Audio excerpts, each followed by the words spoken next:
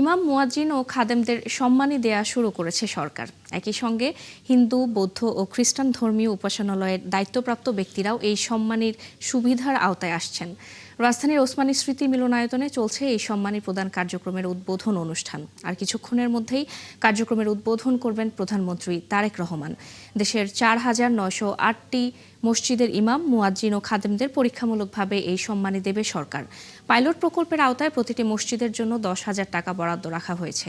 এর মধ্যে ইমাম পাবেন ৫,০০০, মুয়াজ্জিন ৩,০০০ এবং খাদেম ২,০০০ টাকা। এছাড়া ৯৯০টি মন্দিরে পুরোহিত, ১৪৪টি বৌদ্ধ বিহারে অধ্যক্ষ এবং ৩৯৬টি গির্জার যাজক সহ উপাসনালয়ের সংশ্লিষ্ট দায়িত্বপ্রাপ্ত ব্যক্তিরা সরকারের এই সম্মানী পাবেন।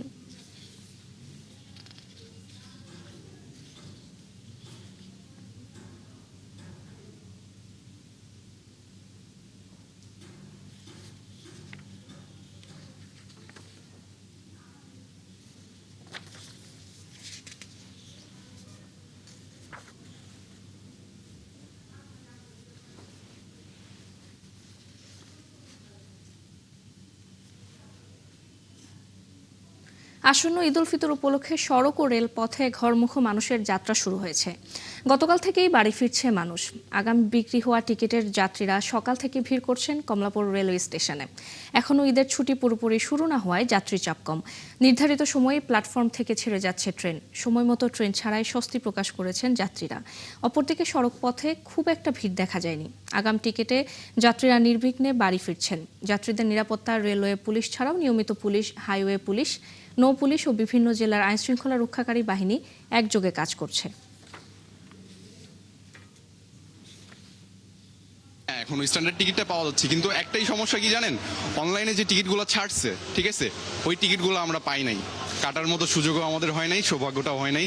জানি না কেন ৮টার সময় টিকিট ছাড়ে, ৮টা বাজে ১ মিনিটে যায় আপনার টিকিটগুলো বুক হয়ে যায়। পরিবারকে অনেক আগে, প্রায় ২০ দিন আগে বাসায় পাঠা দিচ্ছি, দেশে পাঠা দিচ্ছি। এখন আমি শুধু একাই যাচ্ছি। অনলাইনে যদিও কাটা হয়েছে, কোনো রকম বৃদ্ধি করা হয়নি। ঈদযাত্রার খবর জানাতে রাজধানীর সায়দাবাদ বাস টার্মিনালে আছেন সহকর্মী মোহাইমিনুল অপু। আমাদের সাথে যুক্ত হচ্ছেন তিনি।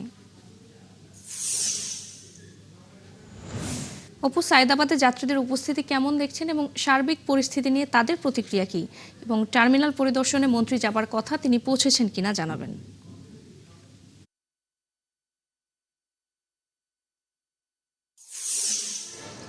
আমি সায়দাবাদ বাস টার্মিনালে রয়েছে। এখানে কিন্তু বলছিলেন যাত্রীদের যে চাপ সেটি কিন্তু তুলনামূলক একেবারেই কম। আমরা এখানে যারা বাস কাউন্টারে যারা রয়েছেন তাদের সাথে কথা বলেছি। তারা যেটি বলছেন যে আসলে কোনো যাত্রী এখানে আসলে এখান থেকে কিন্তু তারা টিকিট নিয়ে গন্তব্যে যেতে পারছেন। মূলত টিকিটের এখানে টিকিট আসলে যাত্রীরা কিন্তু টিকিট পাচ্ছেন, এমনটা কিন্তু কাউন্টার থেকে বলা হয়েছে এবং অনেক যাত্রীও আমরা এখানে দেখেছি। তবে সেই যাত্রীদের চাপ কিন্তু একেবারেই কম। সকাল থেকে আমরা যেমনি ট্রেন কমলাপুর রেল স্টেশনে ছিলাম, সেখানে যাত্রীদের যে চাপ দেখেছি তার তুলনামূলক কিন্তু কম চাপ রয়েছে এই সায়দাবাদ বাস কাউন্টারে। আমরা এখানে রয়েছে এবং এখানে যে মন্ত্রীর আসার কথা আপনি যেমনটি বলছিলেন, এখন পর্যন্ত আমরা তাকে দেখিনি, তবে তার আসার কথা রয়েছে এমনটা কিন্তু আমরা জানতে পেরেছি। এই সায়দাবাদ বাস কাউন্টার জনপথ মোড় থেকে অর্থাৎ বিশ্ব রোড পর্যন্ত কিন্তু এখানে শতাধিক বাস কাউন্টার রয়েছে। এখান থেকে যাত্রীরা এসে কিন্তু টিকিট কেটে তারা তাদের গন্তব্যে যেতে পারছেন। মূলত এই সায়দাবাদ থেকে কিন্তু দক্ষিণ অঞ্চলের গাড়ির চলাচলই বেশি। জানেন যে বরিশাল এবং খুলনা এই দু রুটে কিন্তু গাড়ির চলাচল সবচেয়ে বেশি। তারপর চট্টগ্রামও কিন্তু এখান থেকে গাড়ি যাচ্ছে। তবে এখানে আমরা এই কাউন্টারগুলোতে এসে যখন টিকিট বিক্রেতাদের সাথে কথা বলেছি, তারা যেটি বলছেন যে আজকে ঈদের দ্বিতীয় দিন, অর্থাৎ দুঃখিত, আজকে ঈদের দ্বিতীয় দিনই ঈদযাত্রায় কিন্তু যাত্রীদের চাপ একেবারেই কম, এমনটা তারা বলছেন। যে টিকিট এখানে এসেই কিন্তু তারা টিকিট কাটতে পারছেন। এখানে আমরা কয়েকজন যে টিকিট বিক্রেতা টিকিট কেটেছেন, আমরা এমন কয়েকজনের সাথে কথা বলবো। আপনি এখানে কখন এসেছেন এবং টিকিট কি সহজেই পেয়েছেন? আমি যে একটু আগে আসছি, ঘন্টাখানেক আগে বাড়ি যাওয়ার জন্য টিকিট কাটতে। টিকিট নিচে ৮৫০ টাকা করে শ্যামলী পরিবহন, বলতেছে তেলের দাম বৃদ্ধি নাকি। টিকিটের দাম ভাড়া বাড়িয়ে রেখেছে? আগে রেগুলার ভাড়া হলো ৬৫০ টাকা, এখন ৮৫০ টাকা। আপনি এখানে এসেই কি টিকিট সাথে সাথে পেয়েছেন নাকি আপনাকে অনেক কাউন্টারে ঘুরতে হয়েছে? 2 ঘন্টার মতো সময় দিতে হয়েছে, তারপরে আমি টিকিট পেয়েছি। এই যাত্রীর সাথে কথা বলছিলাম, তিনি যেমনটা বলছিলেন যে এখানে প্রায় 2 ঘন্টা ঘুরে তারপরে তিনি টিকিট পেয়েছেন। তবে টিকিটের দাম বৃদ্ধির কথা তিনি বলেছেন যে দাম আগের তুলনায় থেকে বেশি দাম রাখা হচ্ছে, অর্থাৎ তেলের দাম অজুহাত দিয়ে। ধন্যবাদ অপু আমাদের সাথে যুক্ত হওয়ার জন্য। দর্শক, সায়দাবাদ বাস টার্মিনাল থেকে যুক্ত হয়েছিলেন সহকর্মী মুহাইমিনুল অপু। সাভারের নবীনগর চন্দ্রা মহাসড়কের বাইপাইল থেকে শ্রীপুর পর্যন্ত এখনও এলিভেটেড এক্সপ্রেসওয়ের নির্মাণ কাজ চলছে, যে কারণে ঈদযাত্রায় তীব্র যানজট সৃষ্টির শঙ্কা তৈরি হয়েছে। লোকজন বলছে এই নির্মাণাধীন এলিভেটেড এক্সপ্রেসওয়ের কারণে যাত্রীদের বাড়ি ফেরা সুখকর না হওয়ার সম্ভাবনাই বেশি। যদিও ঈদযাত্রা নির্বিঘ্ন করতে নানা প্রস্তুতির কথা জানিয়েছে পুলিশ। জাহিদুল ইসলাম অনিকের তথ্য ও চিত্র প্রতিবেদন। ঢাকা আশুলিয়া এলিভেটেড এক্সপ্রেসওয়ের এক অংশের চিত্র এটি। কর্মযজ্ঞ চলছে সড়ক জুড়ে। কোথাও কোথাও পরিবহন চলাচলে তৈরি করতে হয়েছে বিকল্প সরু পথ। এতে স্বাভাবিক দিনেই দীর্ঘ যানজট দেখা যায়। এমন পরিস্থিতিতে এই পথে চলাচলকারীরা বলছেন, ঈদযাত্রা শুরু হলে নবীনগর চন্দ্রা মহাসড়কের বাইপাইল থেকে শ্রীপুর পর্যন্ত তীব্র যানজট হবে। বাইপাইলের যে অবস্থা, মনে হয় যে যানজটের খুব ভয়াবহ একটা চাপ পড়বে। রাস্তা এখন অনেক সংকুচিত হয়ে গেছে, গাড়ি চলাচলে অনেক অসুবিধা হবে, তীব্র যানজট দেখা দেওয়ার সম্ভাবনা আছে। এখন রাস্তার কাজ করার কারণে যানজট একটু হবে, এটা সবারই মানতে হবে, যেহেতু এটা রাস্তার কাজ চলমান। ঈদে ঘরমুখ মানুষের অতিরিক্ত চাপ নিয়ে দুশ্চিন্তায় আছেন পরিবহন শ্রমিকরাও। তারা বলছেন, এখনই সর্বোচ্চ পরিকল্পনা না নিলে চরম ভোগান্তিতে পড়বেন উত্তরের যাত্রীরা। সামনে এই রাস্তা দিয়ে চলাচল করতে অনেক কষ্ট হবে আমাদের, যত দিন যাবে অত জামটা বেশি হবে। ঈদের সময় যদি রাস্তাগুলো ঠিক মতো ক্লিয়ার করে সাইডে দেয় তাহলে যানজটটা একটু কম থাকবে। জাম তো হবে, কারণ রাস্তার রোডের কাজ তো চলছেই, এই কাজ শেষ না হওয়া পর্যন্ত তো জাম থাকবেই। তবে ঈদে ঘরমুখ যাত্রীদের নির্বিঘ্নে পৌঁছে দিতে নানা উদ্যোগের কথা জানান হাইওয়ে পুলিশ। একই সঙ্গে জানানো হয়, দ্রুত সংস্কারের কাজ শেষ করার তাগিদ দেওয়া হয়েছে এক্সপ্রেসওয়ে কর্তৃপক্ষ ও সড়ক বিভাগকে। ঈদ উপলক্ষে বাড়তি পুলিশি তৎপরতা জোরদার করা হবে। জেলা পুলিশের সমন্বয়ে আমাদের ঊর্ধ্বতন কর্তৃপক্ষ সার্বক্ষণিক মনিটরিং করবেন। আমাদের পর্যাপ্ত পুলিশ সদস্য বিভিন্ন জায়গায় মোতায়েন আছে। আমরা আশা করছি যারা ঈদ ঘরমুখী মানুষ যারা এই রাস্তাগুলো ব্যবহার করবেন, খুব নির্বিঘ্নে এই এলাকায় ঈদের যে যাত্রা আছে নির্বিঘ্নে তারা যাত্রা করতে পারবে। এদিকে ঈদে ঘরমুখ মানুষের নির্বিঘ্নে বাড়ি ফেরার জন্য সব ধরনের প্রস্তুতি গ্রহণ করা হয়েছে বলে জানান ঢাকা আশুলিয়া এলিভেটেড এক্সপ্রেসওয়ের প্রকল্প পরিচালক। আবার এসে এগুলা কিভাবে কি করা যায় সব ব্যবস্থা নিচ্ছি।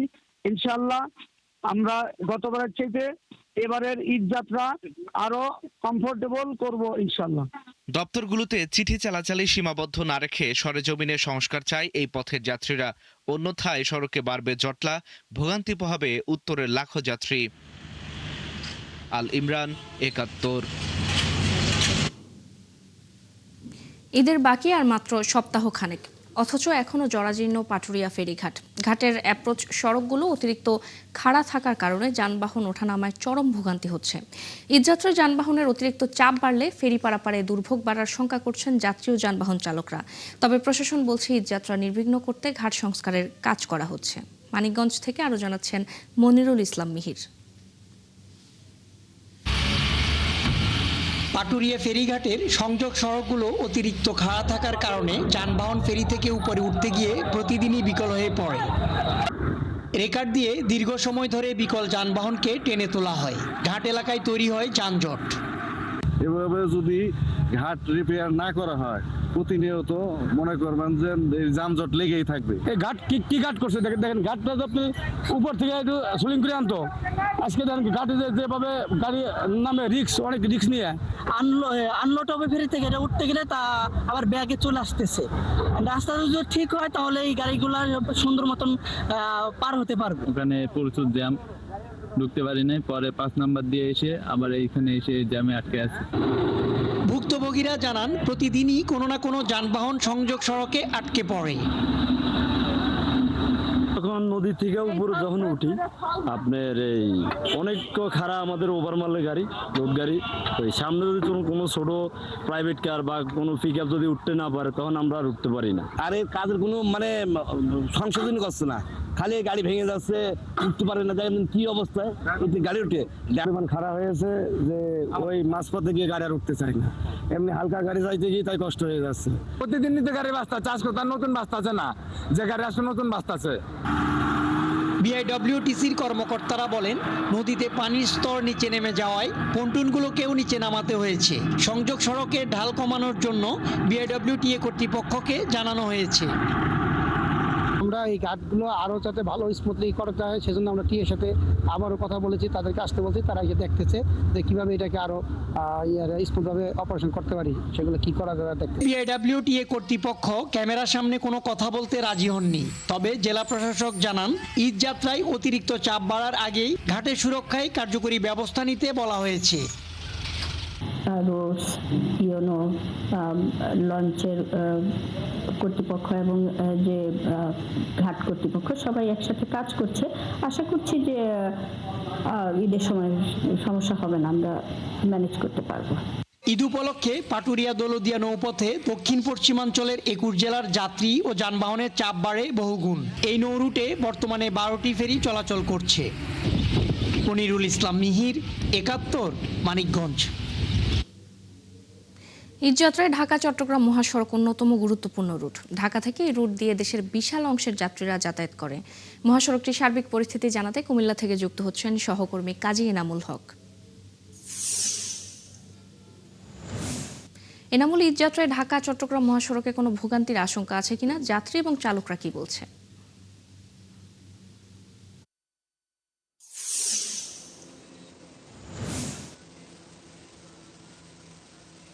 মূলত হচ্ছে ঢাকা চট্টগ্রাম মহাসড়কের প্রায় 104 কিলোমিটার এখন পর্যন্ত কোনো প্রকার কোথাও কোনো যানজটের খবর নেই। স্বস্তিতে সাধারণ মানুষ কিন্তু ঈদ যাত্রা করছে এবং এই ঈদ যাত্রাকে আনন্দদায়ক করতে হাইওয়ে পুলিশ বেশ কিছু পদক্ষেপ নিয়েছে। সবচেয়ে বড় বিষয় সেটি হচ্ছে 18টি সিসি ক্যামেরার মাধ্যমে তারা পর্যবেক্ষণ করছে এবং সেই সাথে কুইক রেসপন্স টিম কাজ করছে মহাসড়ক জুড়ে। মহাসড়ক জুড়ে জেলা পুলিশের রয়েছে প্রায় 1.5 শতাধিক পুলিশ, যেখানে বাজার স্থল রয়েছে, বাস টার্মিনালগুলো রয়েছে, সেই জায়গায় কিন্তু অতিরিক্ত পুলিশ মোতায়েন করা হয়েছে। মহাসড়কে অতিরিক্ত গাড়ি চাপ থাকলেও এখন পর্যন্ত কোথাও কোনো যানজট নেই। তবে মাঝে মধ্যে কুমিল্লা ক্যান্টনমেন্ট এলাকায় এখনো যেহেতু কাজ চলছে সড়কের, সেই জায়গায় ধীর গতি রয়েছে। তবে সেটিকে উপলক্ষ কিন্তু হাইওয়ে পুলিশে অতিরিক্ত পুলিশ মোতায়েন করা রয়েছে।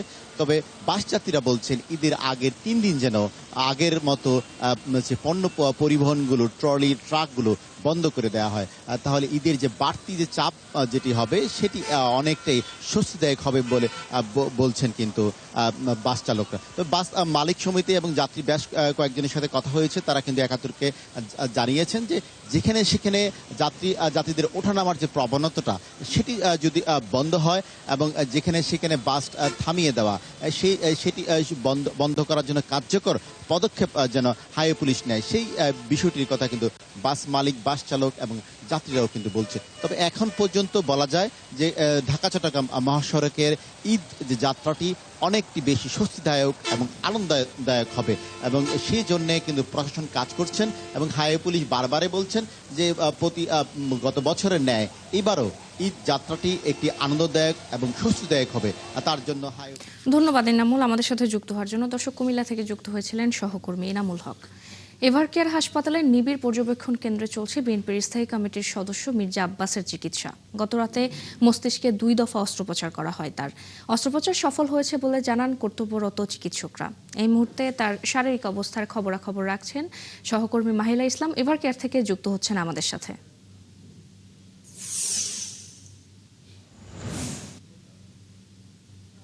মাহিলা, কেমন আছেন বিএনপি নেতা মির্জা আব্বাস এবং চিকিৎসকরা কি বলছেন? সবশেষ পরিস্থিতি কি, সবশেষ তার শারীরিক পরিস্থিতি কেমন জানিয়েছেন আমাদেরকে জানাবেন।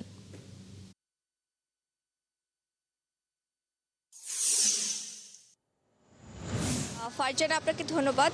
যেমনটি বলছিলেন, বিএনপি স্থায়ী কমিটির সদস্য এবং প্রধানমন্ত্রী তারেক রহমানের রাজনৈতিক উপদেষ্টা মির্জা আব্বাস, তিনি গুরুতর অসুস্থ অবস্থায় গত বুধবার মধ্যরাতে জ্ঞান হারিয়ে যান। তখন তিনি মধ্যরাতে এভার কেয়ার হাসপাতালে ভর্তি হন। এরপর থেকে তার শারীরিক অবস্থা বেশ অবনতি হলে তার একটি অস্ত্রোপচার করা হয় মস্তিষ্কে। তখন ধরা পড়ে যে তার ব্রেন রক্ত জমাট বাঁধেনি, তবে ব্রেন স্ট্রোক করেছিল। রক্ত জমাট না বাঁধার কারণে তাকে তখন অস্ত্রোপচার করা হয়, কিন্তু সেই অস্ত্রোপচারে যখন কোনো উন্নতি হচ্ছিল না, তখন আসলে তাকে সিঙ্গাপুরে নিয়ে যাওয়ার একটি চিন্তা ভাবনা চলছিল। তবে গতকাল রাত্রে প্রায় 5 ঘন্টার মতো একটি অস্ত্রোপচার করা হয় তার মস্তিষ্কে, দ্বিতীয় দফার মতো। সেই অস্ত্রোপচারের পর এখন পর্যন্ত আমরা যেটুকু তথ্য পেয়েছি হাসপাতাল কর্তৃপক্ষ থেকে, যে মির্জা আব্বাসের অবস্থা এখন কিছুটা স্থিতিশীল। তবে আজ তার একটি সিটি স্ক্যান হওয়ার কথা রয়েছে, তবে কখন হওয়ার কথা রয়েছে সেটি এখন পর্যন্ত আমরা জানতে পাইনি। তবে আজ একটি সিটি স্ক্যান করা হবে এবং এর পরবর্তীতে জানানো হবে যে মির্জা আব্বাস আসলে এখন কতটুকু আশঙ্কা মুক্ত এবং এখন তার শারীরিক অবস্থা কতটুকু ভালো। যদি আমি একটু বলে রাখি এখানকার বিষয় সম্পর্কে, যে গত বুধবার মধ্যরাতে ভর্তি হওয়ার পরে বৃহস্পতিবার দল থেকে মির্জা ফখরুল ইসলাম আলমগীর এবং ডক্টর AJM জাহিদ হোসেন, আব্দুল মঈন খান, তারা প্রত্যেকেই কিন্তু যারা কেন্দ্রীয় নেতা রয়েছেন তারা এসেছেন এবং তার এই শারীরিক অবস্থার পর্যবেক্ষণ করছেন এবং পরিবারের পাশে একটি ঢাল হয়ে দাঁড়িয়েছেন। এবং আমরা যেটি জানতে পেরেছি যে মির্জা আব্বাসের যে মেডিকেল বোর্ড রয়েছে এই এভার কেয়ার হাসপাতালে, সেই মেডিকেল বোর্ডের সাথে কিন্তু সমাজ কল্যাণ মন্ত্রী এবং বিএনপির স্থায়ী কমিটির সদস্য ডক্টর AJM জাহিদ হোসেনও কিন্তু সমন্বয় করছেন। তিনি তাদের সাথে কথা বলছেন এবং চিকিৎসকরা কী সিদ্ধান্ত নিচ্ছেন সেই বিষয়ে তিনিও সমন্বয় করছেন, সে বিষয়ে খোঁজ খবর রাখছেন। এবং এখন এই মুহূর্তেই হাসপাতালের ভেতরে দলের সেরকম কাউকে দেখতে না পারলেও আমরা জানতে পেরেছি এখানে মির্জা আব্বাসের সহধর্মিনী আফরোজা আব্বাস এবং তার ছেলে মির্জা ইয়াসির আব্বাস, তারা এখানে রয়েছেন। যদি আমরা এখন পর্যন্ত তাদেরকে দেখতে পারিনি, যদি দেখতে পারি হয়তো তাদের সাথে কথা বলার চেষ্টা করব গণমাধ্যম কর্মী, এবং এরপরে হয়তো জানা যাবে যে মির্জা আব্বাসের গতকাল রাতের এই ঘণ্টা খানেকের যেই অস্ত্রোপচার, সেই অস্ত্রোপচারের পরবর্তী সময়ও তার এখন শারীরিক অবস্থা কেমন রয়েছে এখন। ফারজানা, এই হচ্ছে এভার কেয়ারের সামনে থেকে আমার কাছে তথ্য। মাহিল, আপনি থাকুন সেখানে, পরবর্তীতে আমরা আপনার সাথে আবারও যুক্ত হব। মালদ্বীপের দিগুড়া আইল্যান্ডে গ্যাস সিলিন্ডার বিস্ফোরণে 5 বাংলাদেশি নিহত হয়েছেন। গুরুতর দগ্ধ হয়ে চিকিৎসাধীন আছেন 2 জন। স্থানীয় সময় বৃহস্পতিবার রাত 2:30টার দিকে স্থানীয় একটি কনস্ট্রাকশন কোম্পানির গেস্ট হাউসে এই দুর্ঘটনা ঘটে। গুরুতর আহত 2 জনকে উন্নত চিকিৎসার জন্য রাজধানী মালেতে পাঠানো হয়েছে। নিহতরা হলেন তাজউদ্দিন ইসলাম, মোহাম্মদ সদর আলী, মোহাম্মদ রবিন মোল্লা, শফিকুল ইসলাম ও মোহাম্মদ নূর নবী সরকার। আহত 2 জন হলেন জামাল উদ্দিন ও সাদ্দাম হোসেন। তবে বিস্ফোরণের পর গেস্ট হাউসের ভেতর থেকে 7 জনকে গুরুতর দগ্ধ অবস্থায় উদ্ধার করে স্থানীয় হাসপাতালে নিয়ে গেলে কর্তব্যরত চিকিৎসক 5 জনকে মৃত ঘোষণা করেন। এদিকে বাংলাদেশ হাইকমিশন মালদ্বীপের শ্রম কাউন্সিল সোহেল পারভেজ জানান, ঘটনাস্থলে খোঁজ নিতে হাইকমিশনের একটি প্রতিনিধি দল পাঠানো হয়েছে এবং নিহতদের মরদেহ দ্রুত পরিবারের কাছে পাঠানোর উদ্যোগ নেওয়া হচ্ছে।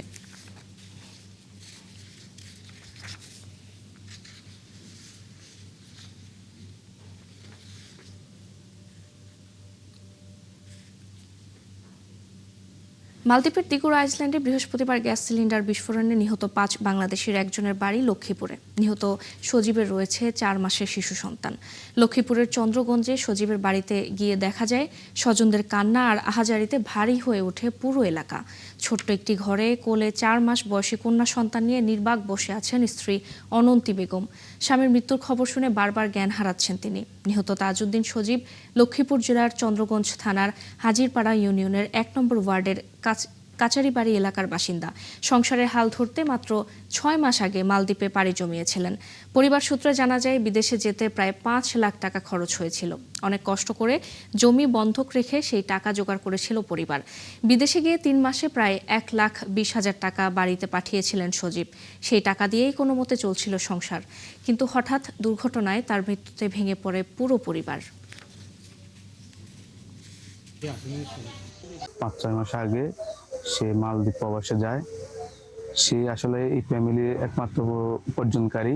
সে বাপের একমাত্র ছেলে, 5টা বোন, 5 বোনের মধ্যে একটাই। টিকিট কাইটা ওকে যেদিন ফেলেনে উঠাবো এর আগে তোমাকে বলবো, তুমি যাই তাকে রিসিভ করে আনবা, আর যে সমস্ত কাগজপত্র লাগে আমরা সাথে দিয়ে দিব।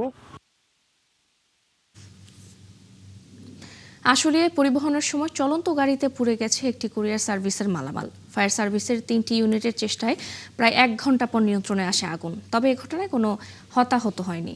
শুক্রবার রাত 8টার দিকে আশুলিয়া নবীনগর চন্দ্রা মহাসড়কের বাইপাইল এলাকায় এই আগুনের ঘটনা ঘটে। গাড়ির চালক জানায় কেরানীগঞ্জ থেকে চন্দ্রার উদ্দেশ্যে গ্রাহকদের মালামাল নিয়ে যাচ্ছিল সুন্দরবন কুরিয়ার সার্ভিসের গাড়িটি। নবীনগর চন্দ্রা মহাসড়কের বাইপাইল এলাকা পার হওয়ার পর সড়কে চলাচলরত লোকজন আগুন দেখতে পেয়ে গাড়ির চালককে জানায়। পরে চালক নেমে কার্গোর দরজা খুলতেই আগুনের ব্যাপক শিখা বেরিয়ে আসে। ফায়ার সার্ভিস জানায় গাড়িটিতে মোটরসাইকেল, চাল, ডাল, বাইক সহ বিভিন্ন ধরনের মালামাল ছিল, বেশিরভাগই পুড়ে গেছে। কিভাবে এই আগুন লাগলো এবং ক্ষয়ক্ষতির পরিমাণ জানাতে পারেনি ফায়ার সার্ভিস।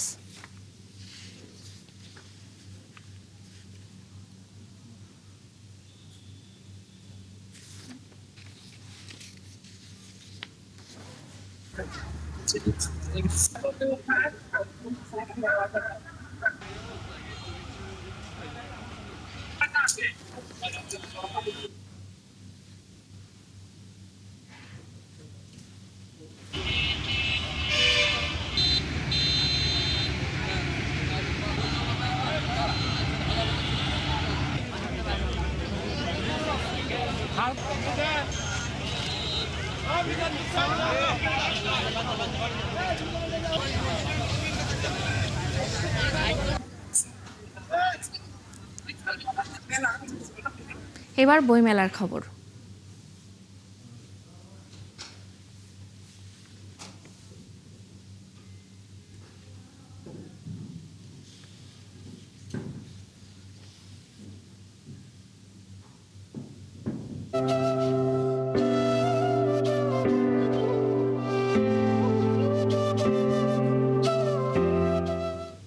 অমর 21শে বইমেলার 17তম দিন আজ। সাপ্তাহিক ছুটির দিন হওয়ায় সকাল 11টা থেকে রয়েছে শিশু প্রহর। দুপুর 3টা থেকে সর্বসাধারণের জন্য খুলে দেয়া হবে বইমেলা। মেলার আরো খবর জানাতে সোহরাওয়ার্দী উদ্যানে আছেন সহকর্মী মামুন হোসেন। সরাসরি যুক্ত হচ্ছি তার সাথে। মামুন, ছুটির দিন বইমেলায় পাঠক সমাগম কেমন দেখছেন?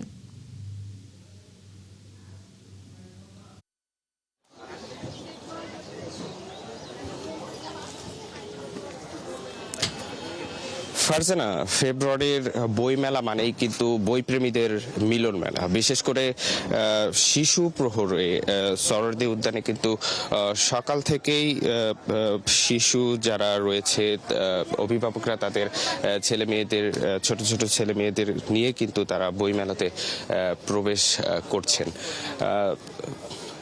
এখন পর্যন্ত শিশু প্রহর কিন্তু সকাল 11টা থেকে দুপুর 1টা পর্যন্ত চলবে। এখানে শিশুদের জন্য কিন্তু শিশুদের যে বই রয়েছে, শিশু প্রকাশনীর বিভিন্ন বই, উপন্যাস, গল্প, ছড়া বই সহ বিভিন্ন প্রকাশনী কিন্তু তাদের বই প্রকাশ করেছেন এখানে।